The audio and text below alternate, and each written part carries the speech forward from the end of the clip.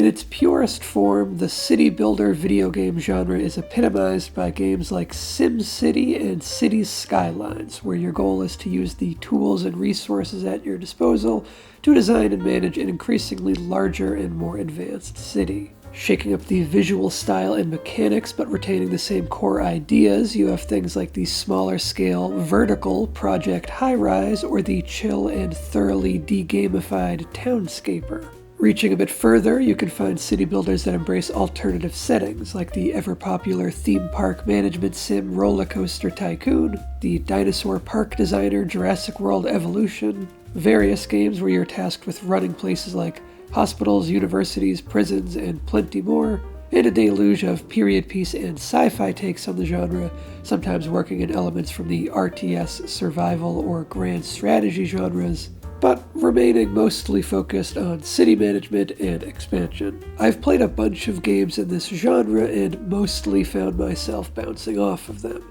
Not necessarily through any fault on the game's part, just not quite my tempo.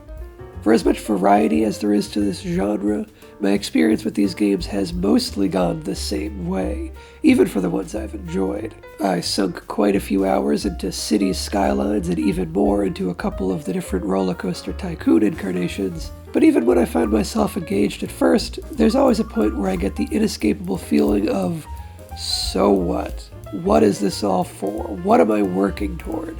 A bigger and better city, sure, but what does that really mean? A lot of these games take the infinite sandbox approach and lack an end goal, or at least a concrete, compelling, and motivating end goal. There's a lot of implied value to the idea of being able to play a game forever, and I understand why that sort of thing appeals to some players, but it doesn't appeal to me, just like how randomly generated levels don't appeal to me most of the time. I'm looking for curated experiences where I can feel and appreciate the care and artistry of the people who carefully crafted the game. Without a good sense of progression and a solid end goal to work toward, city builders quickly start to feel like a waste of time to me. Many of them have a good sense of progression early on as your toolset expands and the simplistic city begins to grow more complex, but then most of them start to sort of peter out at a certain point. But then a game came along in 2018 that not only solved every single issue I have with the genre at large, but also provided significantly more challenge, higher stakes, and elevated the format into a gripping narrative experience complete with harrowing moral choices. That game is Frostpunk, but of course you already knew that. It is in the title after all. Frostpunk is set in an alternate reality version of the 1880s, where there have been some major technological breakthroughs, like giant automatons that can perform manual labor, but the Earth has also frozen over and become uninhabitable, or at least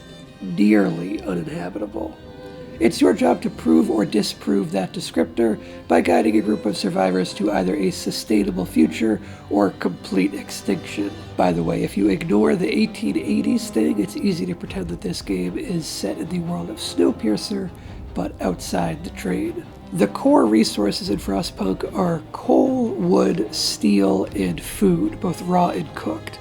Plus, the survivors themselves have a resource management component to them, since their numbers are so limited. As the game progresses, the variety of resources expands a little bit to include things like high-tech steam cores or low-tech prosthetics to replace any limbs lost by your citizens. When the game starts out, all you have are a couple dozen men, women, and children, and a giant mysterious generator, which is the entire reason they've all decided to build a city here. Since you lack even the wood necessary to construct the most basic shelter, you have no choice but to put these cold, weary people to work straight away, asking them to trudge through the snow to the few scattered wooden boxes that happen to be in this frozen pit, and breaking them into pieces to construct the tattered lean-tos that they'll then crawl into and pretend qualify as shelter. Even though the characters are just tiny figures shuffling around and occasionally well-drawn still portraits, their plight is painted so clearly from the get-go, and the game does a great job of generating empathy for these poor survivors,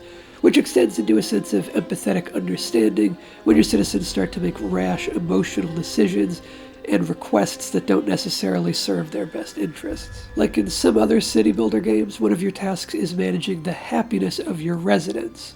Except Frostpunk is an extremely bleak game, and these circumstances are so dire that happiness isn't exactly an emotion that applies. Instead, the sentiments that you need to keep an eye on are hope and discontent. You want to keep hope high and keep discontent low, but both are easier said than done. The adjustments that hit these meters throughout your playthrough can be quite difficult to manage, as doing everything in your power to improve conditions for your residents might only boost your hope meter by a tiny sliver, whereas an unavoidable scripted event might knock off 90% of your entire hope meter in one fell swoop. It can feel cruel and even potentially insurmountable, but it's all in service of the narrative work being done, and frankly, it's just realistic for hope to fall quickly and discontent to rise even faster for people in a situation as dire as this. And rest assured, it is completely possible to have no discontent in a completely full hope meter. Lots of city builders don't even have a real fail state. You might paint yourself into a corner by mismanaging things, or might not hit a certain financial goal or whatever, but it's rare to have a full game over. In Frostpunk, complete failure is an ever-pressing possibility. It's not so much a game about building the best city possible, as it is a game about making the tough choices necessary to simply keep these people alive. And by tough choices, I'm not talking about the sort of binary black and white moral decisions that plenty of other games present you with.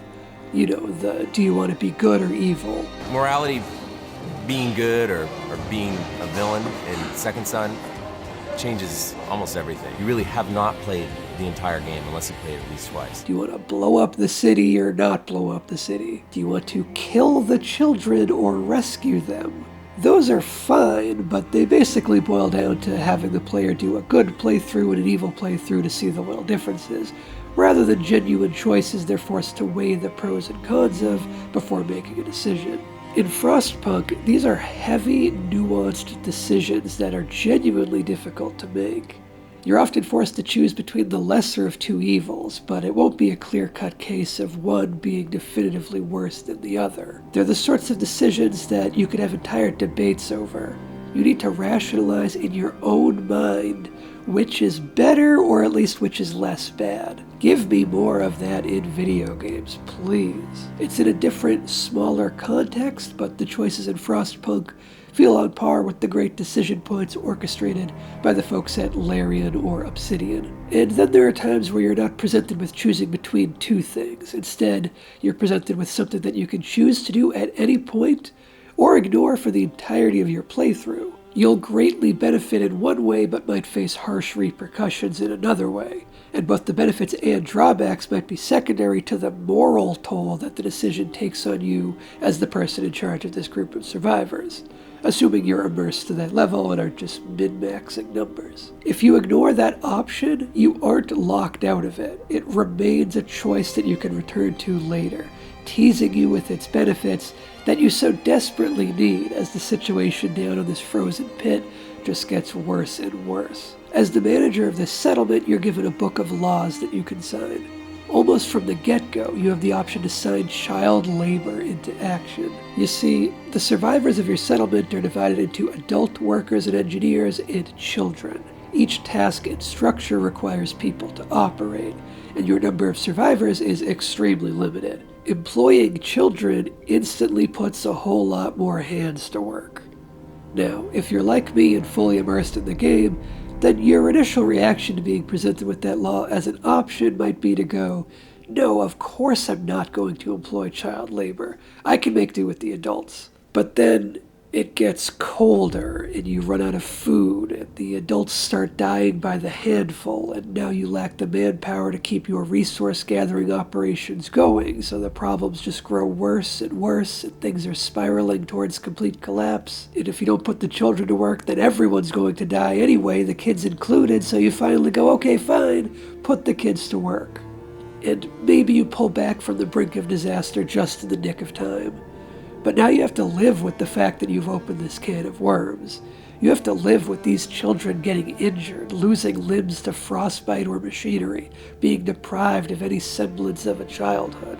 The game softens the blow at first by having the law only allow children to work in the quote-unquote safe jobs, while the dangerous jobs are still off limits. But even still, plucking coal from the snow in negative 40 degrees Celsius weather is considered one of the safe jobs. And the game smartly embodies the slippery slope nature of such challenging decisions.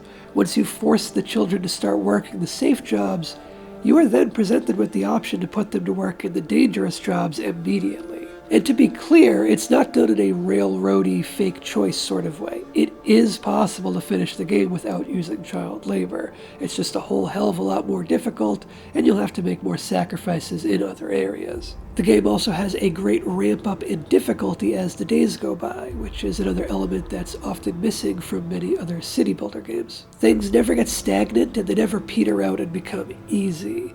If you start to feel comfortable with the current situation, the game throws a curveball at you, like dropping the temperature another 20 degrees or sparking an uprising within your community that threatens to decimate your workforce, which in turn forces you to make more tough decisions to keep your community together. Will you institute martial law and crack down on the dissenters? Will you turn your community toward faith in an attempt to build back hope through different means? Will you let those who want to leave go on their way and reconfigure your operations to make do without them? Frostpunk is chock full of these kinds of events and decision points, which are thumped down right on top of the already challenging resource and temperature management components. There's also a fully robust tech tree, an overworld map to explore, and multiple scenarios to play through that dramatically shake up subsequent runs. And it all coalesces into a package that I highly recommend to anyone intrigued by what I've described here. No experience or interest in the genre necessary. And apparently the sequel is coming out extremely soon, which I had no idea was even in the works when I started writing this video, so that's something to look forward to. Hopefully it's good. Thanks for watching. Most of the videos on this channel are about cinema, but I've been wanting to cover more video game related topics for a long while now, and this is a big step in that direction. So if you enjoyed this video, stick around or not, whatever.